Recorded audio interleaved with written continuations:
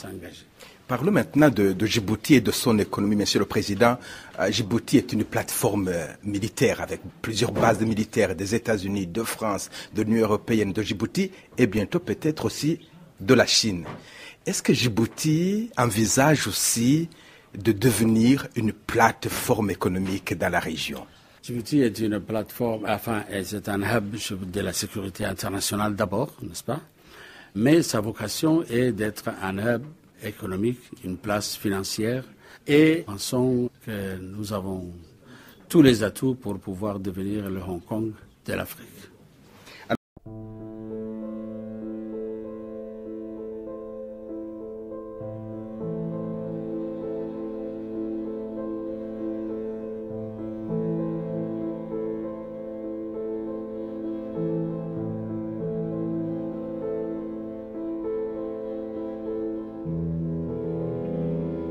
Alors, une question cette fois-ci, politique, Monsieur le Président, vous l'avez dit à l'instant, on vous l'a dit, peut-être vous l'avez entendu, votre régime est décrit comme un régime répressif. Vous emprisonnez, vous arrêtez, C'est faux, tout ça. Tout ça c'est faux.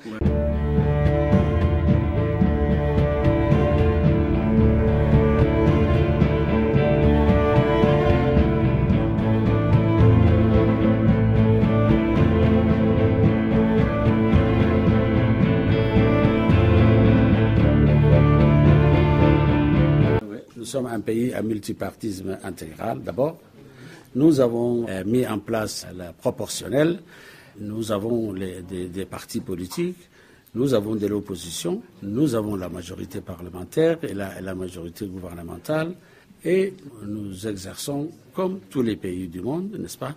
La loi et l'ordre doivent également être appliqués. Il ne faut jamais mettre la propagande de certaines forces. Vous n'avez pas de prisonniers politiques. Est-ce que vous avez des prisonniers d'opinion? Non. Des imams qui ont été emprisonnés? Non, il n'y a pas eu d'imam. Il y a des types.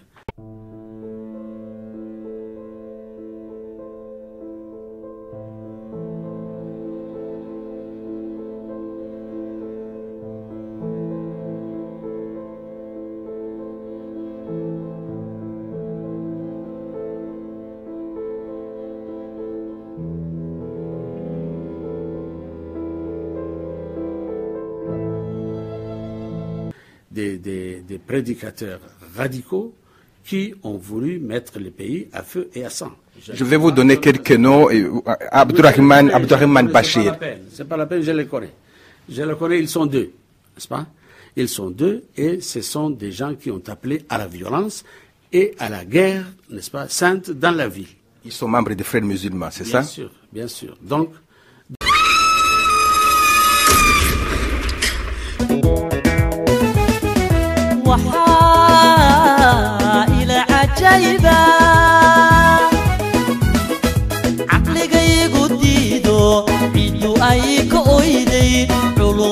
bashiiriyo caqli badan goodiyo gireebta lagu xidhay.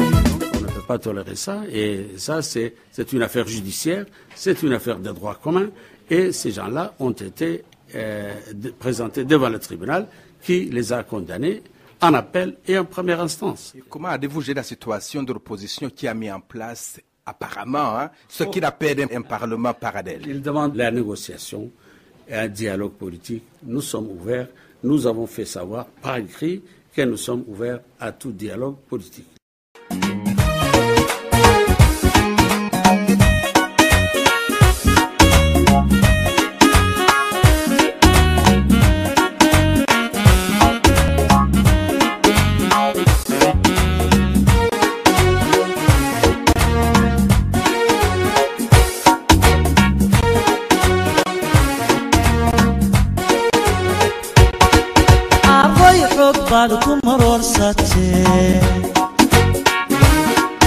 arway xilkabayaa idin saaray idinka cadligii xidhay xaqabayaa idin dirsaday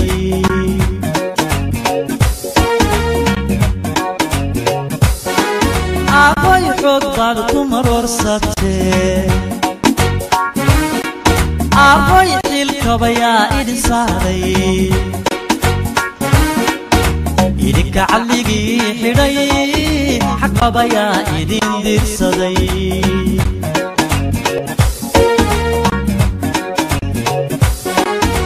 عدك شعبو لحظة حالا طولبو شبريو إدن كاكو حسيلي جري حلال بيا لبو أغا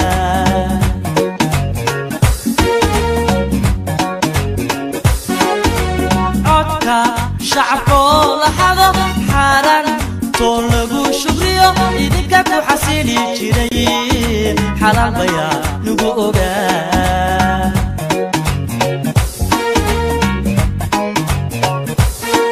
نبطو حمان ميسو شعبك حفيدو هدشي لبنت حسبيغا USN حسيلوني محاكو حري اللي بالك جوغاي عفو يحبوا وريكو دلقيبو يا دلقيبو هو الحرية